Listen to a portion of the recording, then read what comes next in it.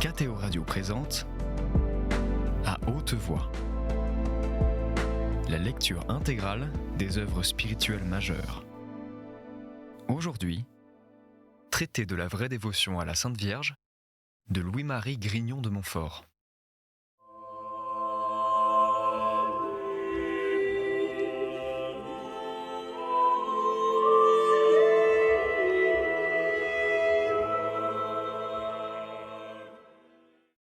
Les effets merveilleux que cette dévotion produit dans une amie qui y est fidèle.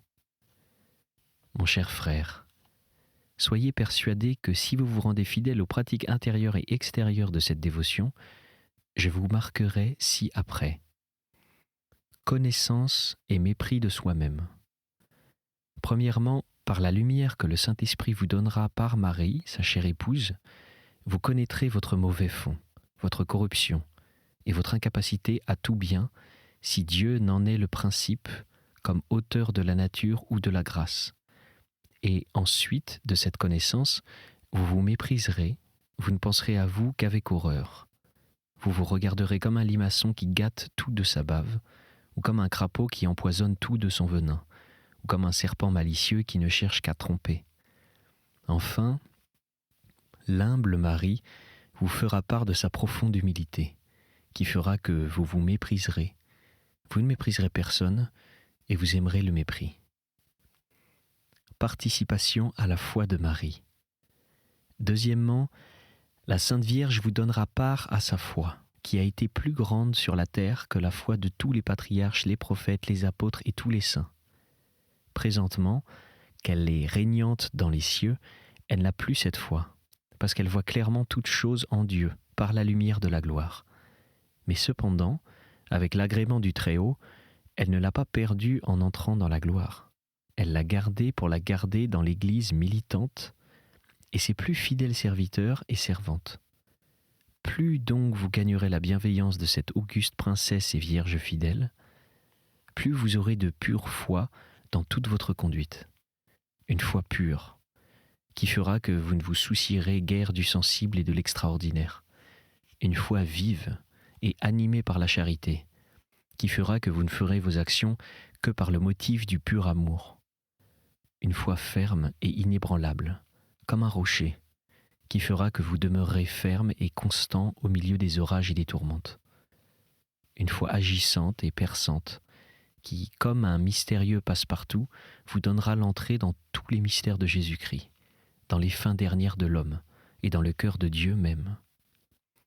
Une foi courageuse, qui vous fera entreprendre et venir à bout de grandes choses pour Dieu et le salut des âmes sans hésiter.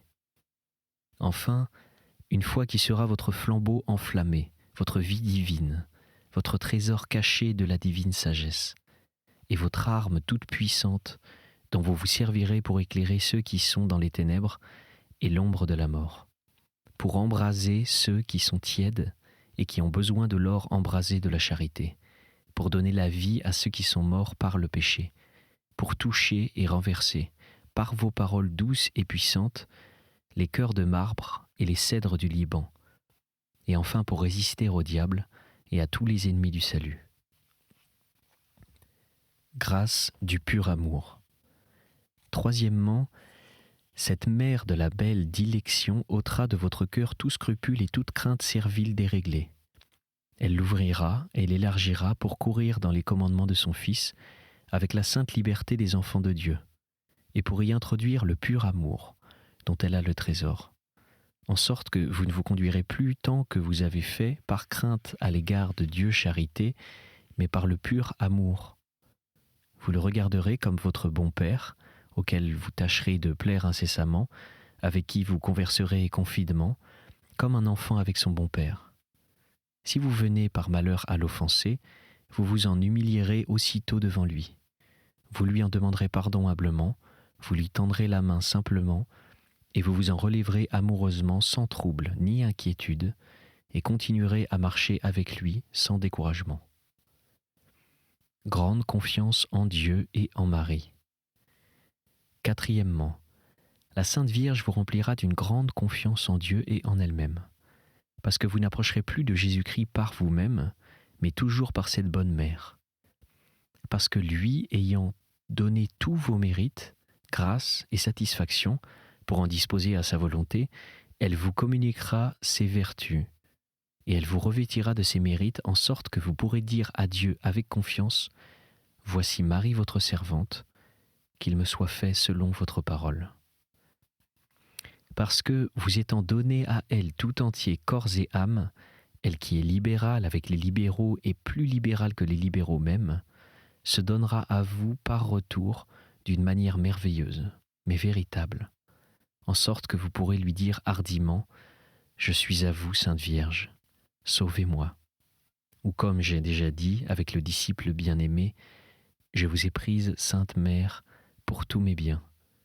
Vous pourrez encore dire avec Saint Bonaventure « Ecce Domina Salvatrix mea fiducialiter agam et non timebo quia fortutido mea et laus mea in Domino estu ». Et en un autre endroit, « Ma chère maîtresse et salvatrice, j'agirai avec confiance, et je ne craindrai point, parce que vous êtes ma force et ma louange dans le Seigneur. Je suis tout vôtre, et tout ce que j'ai vous appartient. Ô glorieuse Vierge, bénite par-dessus toute chose créée, que je vous mette comme un cachet sur mon cœur, parce que votre dilection est forte comme la mort. Vous pourrez dire à Dieu dans les sentiments du prophète, « Seigneur, ni mon cœur ni mes yeux n'ont aucun sujet de s'élever et de s'enorgueillir, ni de chercher les choses grandes et merveilleuses. Et avec cela, je ne suis pas encore humble, mais j'ai relevé et encouragé mon âme par la confiance. Je suis comme un enfant sevré des plaisirs de la terre et appuyé sur le sein de ma mère, et c'est sur ce sein que l'on me comble de bien. Ce qui augmentera encore votre confiance en elle, c'est que lui ayant donné en dépôt tout ce que vous avez de bon pour le donner ou le garder, vous aurez moins de confiance en vous et beaucoup plus en elle, qui est votre trésor. Quelle confiance et quelle consolation pour une âme qui peut dire que le trésor de Dieu, où il a mis tout ce qu'il a de plus précieux, est le sien aussi. Elle est, dit un saint, le trésor du Seigneur. Communication de l'âme et de l'esprit de Marie. Cinquièmement, l'âme de la Sainte Vierge se communiquera à vous pour glorifier le Seigneur. Son esprit entrera en la place du vôtre pour se réjouir en Dieu, son salutaire, pourvu que vous vous rendiez fidèle aux pratiques de cette dévotion. Que l'âme de Marie soit en chacun pour y glorifier le Seigneur, que l'esprit de Marie soit en chacun pour s'y réjouir en Dieu. Quand viendra cet heureux temps, dit un saint homme de nos jours qui était tout perdu en Marie, quand viendra cet heureux temps où la divine Marie sera établie maîtresse et souveraine dans les cœurs, pour les soumettre pleinement à l'empire de son grand et unique Jésus, quand est-ce que les âmes respireront autant Marie que les corps respirent l'air? Pour lors, des choses merveilleuses arriveront dans ces bas lieux, où le Saint-Esprit, trouvant sa chère épouse comme reproduite dans les âmes, y surviendra abondamment et les remplira de ses dons, et particulièrement du don de sa sagesse, pour opérer des merveilles de grâce. Mon cher frère, quand viendra ce temps heureux et ce siècle de Marie, où plusieurs âmes choisies et obtenues du Très-Haut par Marie, se perdant elles-mêmes dans l'abîme de son intérieur, deviendront des copies vivantes de Marie pour aimer et glorifier Jésus-Christ. Ce temps ne viendra que quand on connaîtra et on pratiquera la dévotion que j'enseigne. Pour que votre règne arrive, Seigneur, qu'arrive le règne de Marie. Transformation des âmes en Marie à l'image de Jésus-Christ. Sixièmement, si Marie, qui est l'arbre de vie, est bien cultivée en votre âme par la fidélité aux pratiques de cette dévotion, elle portera son fruit en son temps, et son fruit n'est autre que Jésus-Christ. Je vois tant de dévots et dévotes qui cherchent Jésus-Christ, les uns par une voie et une pratique, les autres par l'autre, et souvent, après qu'ils ont beaucoup travaillé pendant la nuit, ils peuvent dire « Quoique nous ayons travaillé pendant toute la nuit, nous n'avons rien pris ». Et on peut leur dire « Vous avez beaucoup travaillé et vous avez peu gagné. Jésus-Christ est encore bien faible chez vous, mais par la voie immaculée de Marie et cette pratique divine que j'enseigne, on travaille pendant le jour, on travaille dans un lieu saint, on travaille peu. Il n'y a point de nuit en Marie, puisqu'il n'y a point eu de péché, ni même la moindre ombre. Marie est un lieu saint, et le saint des saints, où les saints sont formés et moulés. Remarquez, s'il vous plaît, que je dis que les saints sont moulés en Marie. Il y a une grande différence entre faire une figure en relief, à coups de marteau et de ciseaux, et faire une figure en la jetant en moule. Les sculpteurs et statutaires travaillent beaucoup à faire les figures dans la première manière, et il leur faut beaucoup de temps, mais à les faire dans la seconde manière, ils travaillent peu, et les font en fort peu de temps. Saint Augustin appelle la Sainte Vierge forma Dei, le moule de Dieu. Le moule propre à former et mouler des dieux. Celui qui est jeté dans ce moule divin est bientôt formé et moulé en Jésus-Christ, et Jésus-Christ en lui, à peu de frais et en peu de temps. Il deviendra Dieu, puisqu'il est jeté dans le même moule qui a formé un Dieu. Il me semble que je puis fort bien comparer ces directeurs et personnes dévotes qui veulent former Jésus-Christ en soi ou dans les autres par d'autres pratiques que celles-ci, à des sculpteurs qui, mettant leur confiance dans leur savoir-faire, leurs industries et leur art, donnent une infinité de coups de marteau et de ciseaux à une pierre dure ou une pièce de bois mal polie pour en faire l'image de Jésus-Christ, et quelquefois ils ne réussissent pas à exprimer Jésus-Christ au naturel, soit faute de connaissance et d'expérience de la personne de Jésus-Christ, soit à cause de quelques coups mal donnés qui a gâté l'ouvrage.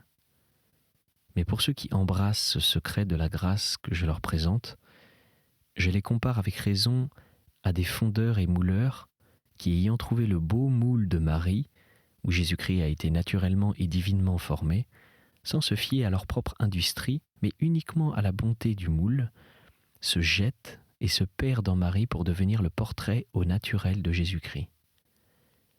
Oh, la belle et véritable comparaison! Mais qui la comprendra?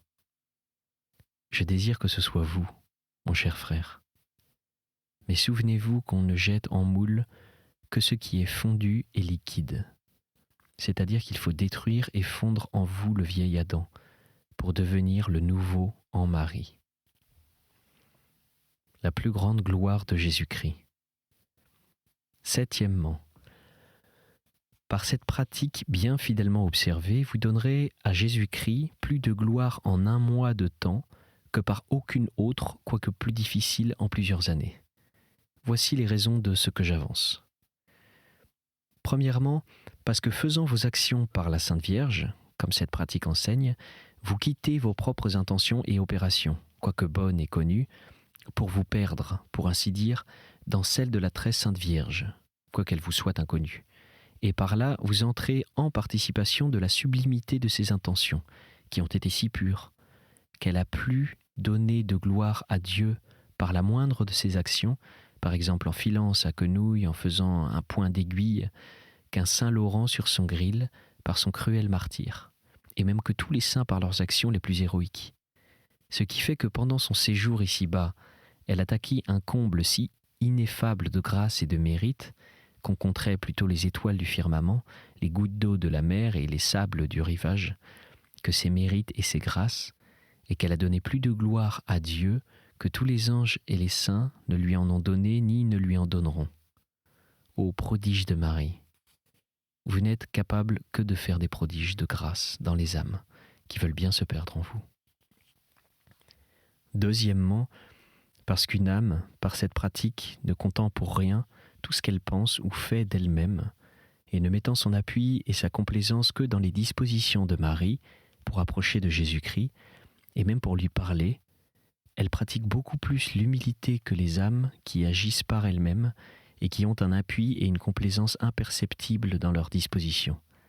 Et par conséquent, elle glorifie plus hautement Dieu, qui n'est parfaitement glorifié que par les humbles et les petits de cœur. Troisièmement, parce que la Sainte Vierge, voulant bien par une grande charité recevoir en ses mains virginales le présent de nos actions, elle leur donne une beauté et un éclat admirables. Elle les offre elle-même à Jésus-Christ, et sans difficulté, que notre Seigneur en est plus glorifié que si nous les offrions par nos mains criminelles. Quatrièmement, enfin parce que vous ne pensez jamais à Marie, que Marie, en votre place, ne pense à Dieu. Vous ne louez ni n'honorez jamais Marie, que Marie avec vous ne loue et n'honore Dieu. Marie est toute relative à Dieu, et je l'appellerai fort bien la relation de Dieu, qui n'est que par rapport à Dieu, ou l'écho de Dieu, qui ne dit et ne répète que Dieu.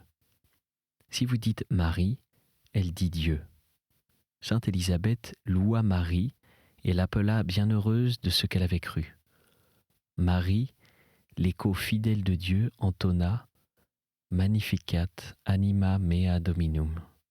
Mon âme glorifie le Seigneur. Ce que Marie a fait en cette occasion, elle le fait tous les jours, quand on la loue, on l'aime, on l'honore, ou on lui donne, Dieu est loué, Dieu est aimé, Dieu est honoré. On donne à Dieu par Marie et en Marie.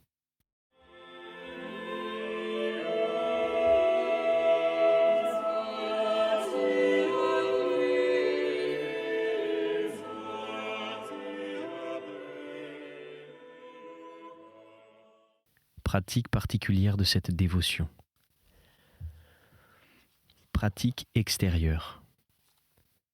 Quoique l'essentiel de cette dévotion consiste dans l'intérieur, elle ne laisse pas d'avoir plusieurs pratiques extérieures qu'il ne faut pas négliger. Il faut faire ceci, mais sans omettre cela. Soit parce que les pratiques extérieures bien faites aident les intérieures, soit parce qu'elles font ressouvenir l'homme, qui se conduit toujours par les sens de ce qu'il a fait ou doit faire, soit parce qu'elles sont propres à édifier le prochain qui les voit, ce que ne font pas celles qui sont purement intérieures. Qu'aucun mondain, donc, ni critique, ne mette ici le nez pour dire que la vraie dévotion est dans le cœur, qu'il faut éviter ce qui est extérieur, qu'il peut y avoir de la vanité, qu'il faut cacher sa dévotion, etc.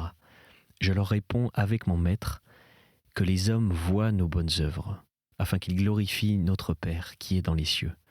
Non pas, comme dit saint Grégoire, qu'on doive faire ces actions et dévotions extérieures pour plaire aux hommes et en tirer quelques louanges, ce serait vanité. Mais on les fait quelquefois devant les hommes, dans la vue de plaire à Dieu et de le faire glorifier par là, sans se soucier des mépris ou des louanges des hommes. Je ne rapporterai qu'en abrégé quelques pratiques extérieures, que je n'appelle pas extérieures parce qu'on les fait sans intérieur, mais parce qu'elles ont quelque chose d'extérieur, pour les distinguer de celles qui sont purement intérieures.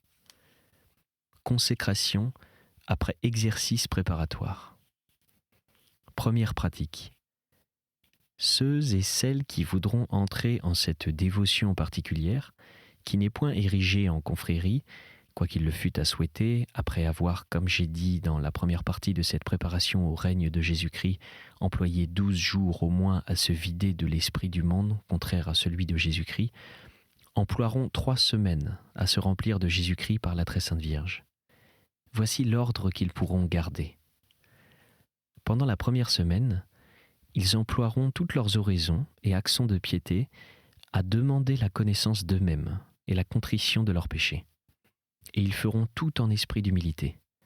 Pour cela, ils pourront, s'ils veulent, méditer ce que j'ai dit de notre mauvais fond et ne se regarder les 6 jours de cette semaine que comme des escargots, limaçons, crapauds, cochons et serpents et boucs, ou bien ces 3 paroles de saint Bernard.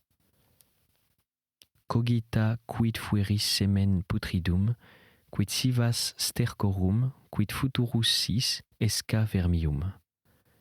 Ils prieront notre Seigneur et son Saint-Esprit de les éclairer par ces paroles. Faites que je vois, ou noverim me, ou veni sancte spiritus, et diront tous les jours les litanies du Saint-Esprit et l'oraison qui suit, marquées dans la première partie de cet ouvrage. Ils auront recours à la très sainte Vierge et lui demanderont cette grande grâce qui doit être le fondement des autres, et pour cela ils diront tous les jours l'Ave Maris Stella et ses litanies. Pendant la seconde semaine, ils s'appliqueront, dans toutes leurs oraisons et œuvres de chaque journée, à connaître la très sainte Vierge. Ils demanderont cette connaissance au Saint-Esprit. Ils pourront lire et méditer ce que nous en avons dit. Ils réciteront comme la première semaine les litanies du Saint-Esprit et l'Ave Maris Stella, et de plus un rosaire tous les jours, ou du moins un chapelet à cette attention. Ils emploieront la 3e semaine à connaître Jésus-Christ. Ils pourront lire et méditer ce que nous en avons dit et dire l'oraison de saint Augustin qui est mise vers le commencement de cette seconde partie. Ils pourront, avec le même saint, dire et répéter 100 et 100 fois par jour « Noverim te », Seigneur que je connaisse, ou bien « Domine ut videam », Seigneur que je vois qui vous êtes. Ils réciteront, comme aux autres semaines précédentes, les litanies du Saint-Esprit et l'Ave Maris Stella, et ajouteront tous les jours les litanies de Jésus. Au bout de ces 3 semaines, ils se confesseront et communieront à l'intention de se donner à Jésus-Christ, en qualité d'esclaves d'amour, par les mains de Marie. Et après la communion, qu'ils tâcheront de faire selon la méthode qui est ci-après, ils réciteront la formule de leur consécration qu'ils trouveront aussi ci-après. Il faudra qu'ils l'écrivent ou la fassent écrire, si elle n'est imprimée, et qu'ils la signent le même jour qu'ils l'auront faite. Il sera bon que ce jour, ils payent quelques tributs à Jésus-Christ et à sa Sainte Mère, soit pour pénitence de leur infidélité passée au vœu de leur baptême, soit pour protester leur dépendance du domaine de Jésus et de Marie. Or, ce tribut sera, selon la dévotion et la capacité d'un chacun, comme un jeûne, une mortification, une aumône, un cierge. Quand il ne donnerait qu'une épingle en hommage avec un bon cœur, c'en est assez pour Jésus, qui ne regarde que la bonne volonté. Tous les ans, au moins, le même jour, ils renouvelleront la même consécration, observant les mêmes pratiques pendant 3 semaines. Ils pourront même tous les mois et tous les jours renouveler tout ce qu'ils ont fait, par ce peu de paroles, tuus totus ego sum, et omnia mea tua sunt. Je suis tout à vous, et tout ce que j'ai vous appartient, ô mon aimable Jésus, par Marie, votre Sainte Mère. Récitation de la petite couronne de la Sainte Vierge. 2e pratique. Ils réciteront tous les jours de leur vie, sans portant aucune gêne, la petite couronne de la Très Sainte Vierge, composée de 3 patères et 12 ave, en l'honneur des 12 privilèges et grandeurs de la Très Sainte Vierge. Cette pratique est fort ancienne, et elle a son fondement dans l'Écriture sainte. Saint Jean vit une femme couronnée de 12 étoiles, revêtue du soleil et tenant la lune sous ses pieds, laquelle femme, selon les interprètes, est la Très Sainte Vierge. Il y a plusieurs manières de la bien dire, qu'il serait trop long de rapporter. Le Saint-Esprit les apprendra à ceux et celles qui seront les plus fidèles à cette dévotion. Cependant, pour la dire tout simplement, il faut d'abord dire « Dignare me laudare te, Virgo sacrata, dami virtutem contra hostes tuos ». Ensuite, on dira le credo, puis un pater, puis 4 Ave Maria et un Gloria Patri. Encore un pater, 4 Ave, un Gloria Patri, ainsi du reste. À la fin, on dit Sub tuum presidium. Port de petites chaînes de fer. 3e pratique. Il est très louable et très glorieux et très utile à ceux et celles qui seront ainsi faits, les esclaves de Jésus en Marie, qu'ils portent pour marque de leur esclavage amoureux de petites chaînes de fer bénites d'une bénédiction propre qui est ci-après. Ces marques extérieures, à la vérité, ne sont pas essentielles, et une personne peut fort bien s'en passer, quoiqu'elle ait embrassé cette dévotion. Cependant, je ne puis m'empêcher de louer beaucoup ceux et celles qui, après avoir secoué les chaînes honteuses de l'esclavage du diable, où le péché originel, et peut-être les péchés actuels, les avaient engagés, se sont volontairement mis dans le glorieux esclavage de Jésus-Christ, et se glorifient avec saint Paul d'être dans les chaînes pour Jésus-Christ. Chaînes 1000 fois plus glorieuses et précieuses, quoique de fer et sans éclat, que tous les colliers d'or des empereurs. Quoique autrefois il n'y eut rien de plus infâme que la croix, à présent ce bois ne laisse pas d'être la chose la plus glorieuse du christianisme. Disons-le même des fers de l'esclavage. Il n'y avait rien de plus ignominieux parmi les anciens, et même encore à présent, parmi les païens, mais parmi les chrétiens, il n'y a rien de plus illustre que ces chaînes de Jésus-Christ, parce qu'elles nous délivrent et préservent des liens infâmes du péché et du démon, parce qu'elles nous mettent en liberté, et nous lie à Jésus et à Marie, non pas par contrainte et par force, comme des forçats, mais par charité et amour, comme des enfants. Je les attirerai à moi, dit Dieu par la bouche d'un prophète, par des chaînes de charité, qui par conséquent sont fortes comme la mort, et en quelque manière plus fortes en ceux qui seront fidèles à porter jusqu'à la mort ces marques glorieuses. Car quoique la mort détruise leur corps, en les réduisant en pourriture, elle ne détruira point les liens de leur esclavage, qui, étant de fer, ne se corrompront pas aisément. Et peut-être qu'au jour de la résurrection des corps, au grand jugement dernier, ces chaînes qui lieront encore leurs os feront une partie de leur gloire et seront changées en des chaînes de lumière et de gloire. Heureux donc 1000 fois les esclaves illustres de Jésus en Marie, qui porteront leurs chaînes jusqu'au tombeau. C'était À haute voix, une émission de KTO Radio. Aujourd'hui, traité de la vraie dévotion à la Sainte Vierge de Louis-Marie Grignon de Montfort. Lecture, Pierre Deveau. Captation et réalisation, Aymeric Plouinec et Thibaut Dagalier. Une émission disponible en podcast sur ktoradio.com et sur l'application KTO Radio.